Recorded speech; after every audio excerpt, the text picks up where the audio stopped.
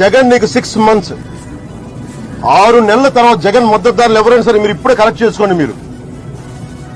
ఎందుకంటే మీరు చంద్రబాబు నాయుడు గారికి జరిగింది కానీ, నన్ను ఆపింది కానీ, రిపీటెడ్ గా మమ్మల్ని ఆపుతుంది కానీ ఏది ఇంక ఇది రిపీటెడ్ గా వెళ్తా ఉంది.